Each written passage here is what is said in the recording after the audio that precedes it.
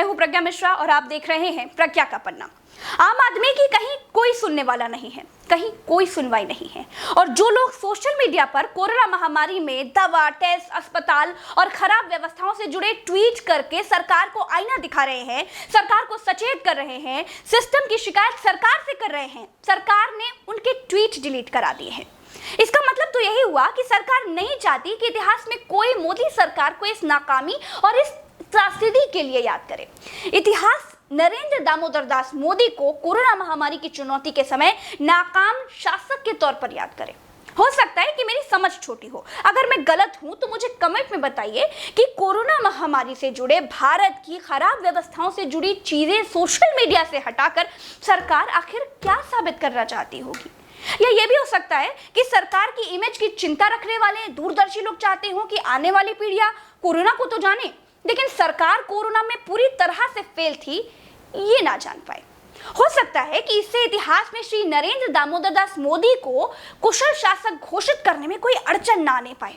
Corona आपदा में, इस आपातकाल जैसी स्थिति में कोरोना की नाकामियों के सबूत मिटाने से कुछ नहीं होगा। मेरी अपनी चुनी हुई भारत सरकार से अपील है कि ये समय लोगों को कोरोना से बचाने का है। देश का हर व्यक्ति आशंकित है कि वो बच पाएगा या नहीं बच पाएगा, इस सवाल से डरा हुआ है। उसका नंबर कब आएगा, इस सवाल से घिरा हुआ है। जो खराब व्यवस्था की तस्वीर आपको बता रहे हैं, आप तक पहुंचा रहे हैं, उनके ट्वीट डिलीट कराने के अलावा अगर आप समस्या को डिलीट कराने पर फोकस करेंगे तो आपको किसी की छवि बनाने की जरूरत पड़ेगी ही नहीं। अपने आप जय घोष होने लगेंगे। अगर बख्तियार खिलजी ने भारत के इतिहास को कुचलने की कोशिश में किताबें जलवाई थी तो इतिहास बहुत क्रूर होता है। वो अगर किताबें जलाना भी दर्ज कर सकता है तो कुछ भी दर्ज कर सकता है। इंटरनेशनल मीडिया को आप रिपोर्टिंग करने से रोक नहीं पा रहे हैं। विदेशों के अखबार और वेबसाइट्स भारत की कोरोना के आगे लाचारी दिखा रहे हैं। शुतुरमुर्ग के रेत में गर्दन डाल देने से खतरा खत्म नहीं हो जाता है। रेत से गर्दन बाहर निकालिए, बहादुरों की तरह स्थितियों का सामना कीजिए। आपकी जय भी होगी और कोरोना पर हमारी विजय भी होगी। आज मेरा सवाल मेरे यूट्यूबर भाई बहनों से भी है। बहुत छोटा सा सवाल है कि कभी जब आप टेंशन में होते हैं या आपके घर में कोई संकट आ गया होता है, अफरा तफरी मची हो, तो क्या आप लोगों को कभी व्लॉग बनाने का या वीडियो बनाने का या कैमरा फेस करने का समय मिलता है क्या? या फिर कभी मन करता है कि चलो यार कैमरे पर ज्ञान दिया जाए, घर वाले तो मरते ही रहते हैं? नहीं ना, नहीं करता होगा। इंसानी प्रवृत्ति है। जब वो परेशान होता है तो उसके रूटीन काम बाधित हो ही जाते हैं। आपके लिए आपकी ऑडियंस आपका परिवार होती है। इसी तरह देश के मुखिया के लिए देश भी उसका परिवार है। हमारे देश के मुखिया ने देश के मरते लोगों के लिए रैलियों वाला अपना शो बंद किया था? जवाब है नहीं।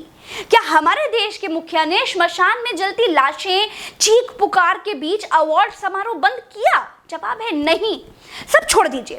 क्या हमारे देश के मुखिया ने अपने ऑक्सीजन से तड़पते हुए लोगों की आवाजों के बीच मन की बात का शो बाधित होने दिया कि नहीं यार छोड़ो, इस समय देश बहुत कठिन दौर से गुजर रहा है, नहीं करूंगा रिकॉर्डिंग, बहुत काम है मुझे, बहुत सारे राज्यों के मुख्यमंत्रियों से जवाब तलब करने हैं? जवाब है नहीं। यानी सिस्टम को किसी चीज का कोई टेंशन ही नहीं है। सिस्टम मौज में है, वो मजे ले रहा है। ये वाला कोरोना पिछले वाले कोरोना से डबल खतरनाक है। कई राज्यों में लॉकडाउन है, लोगों की शादियां कैंसिल है, बर्थडे, मुंडन, तिलक, गोद भराई, लोगों ने सब कुछ कैंसिल कर दिया है। लेकिन देश के मुखिया एक अवार्ड समारोह तक कैंसिल नहीं कर पाए। पंचायत सशक्तिकरण अवार्ड देना इतना जरूरी था। प्रधानमंत्री जी अवार्ड नहीं देते तो गांवों के मुखिया टाइप के लोगों की आत्मा इस कोरोना आपातकाल जैसी स्थिति में तड़प उठती। अब देख रहे हैं कितना फर्जी का समय है देश के प्रधानमंत्री जी के पास। देश के प्रधानमंत्री जिनको पूरा देश संभालना है, जिन पर 125 करोड़ के लोगों की जिम्मेदारी है, अंतरराष्ट्रीय जिम्मेदारियां हैं, देश में हाहाकार की स्थितियों के बीच उनके पास पर्याप्त से ज्यादा समय है। मन की बात में कोई काम की बात नहीं हुई, झूठ नहीं बता रहे हैं। मेरा वीडियो सुनने के बाद मन की बात भी सुन लीजिएगा। आपदा से घिरे किसी देश का बुद्धिमान राष्ट्रीय अध्यक्ष ऐसी मन की बातों में अपना समय व्यर्थ नहीं करता है। असल बात तो तब होती कि अस्पताल में बेड ना मिले तो किससे शिकायत की जाए, ये बताते। 3000 का ऑक्सीजन सिलेंडर 48,000 का मिले तो कहां सिर पटका जाए, ये बताते। जो हेल्थ कार्ड दिया था उसे दिखाकर कहां इलाज कराया जाए, ये बताते। सरकारी सूची में लिस्टेड अस्पताल में बेड देने के नाम पर जब 1 लाख एडवांस रखवा लिए जाए तो किससे कहा जाए ये बताते। अस्पतालों में ऑक्सीजन ना हो तो कहां सिर पटका जाए ये बताते। रेमडेसिविर के लिए किसके आगे गिड़गिड़ाया जाए ये बताते। कोरोना इलाज के लिए फिक्स रेट कार्ड बताते। मन की बात में कुछ नहीं बताया, अपने मन का गीत गाया और चले गए, अपने डॉक्टरों का प्रवचन सुनाया और चले गए। अगली रिकॉर्डिंग के लिए मैं प्रधानमंत्री जी को जिम्मेदार नहीं ठहराती हूँ, लेकिन मन की बात के प्रोड्यूसर आप जरा ध्यान दें।